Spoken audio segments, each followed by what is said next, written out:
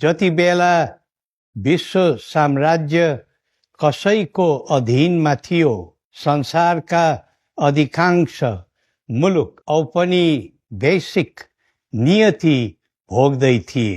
कैयन साना मुलुकहरू आफ्नो अस्तित्व र पहिचान गुमाउँदै थिए। त्यस्तो समयमा साम्राज्यवादका आँखै अघिल्तिर एउटा देश खडा गर्ने सानो चुनौती थिएन।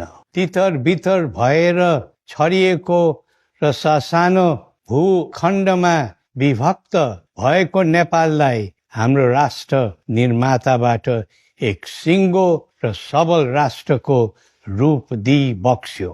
यो विषय केवल भूगोलको मात्र होइन, विविधता भिजेको एक सामाजिक समन्वयको कडी पनि थियो। मौसुमबाट देशको आन्तरिक एकता र अवच्छिन्न राष्ट्रिय अस्तित्व रक्षाका सूत्रहरू पनि दिव्य उपदेश मार्फत हामीलाई बक्सेको छ।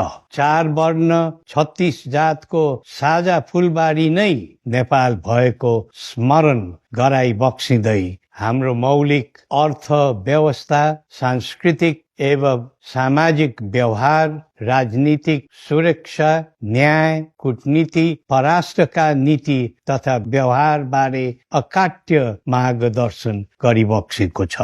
मौसुमको मार्गदर्शनलाई हामीले आत्मसात गर्दै तदनुरूप व्यवहार गर्नु सक्यौं भने नेपाललाई अनन्तकालसम्म कसैको छायाले नभेट्ने विश्वास हामीले गरेका छौं।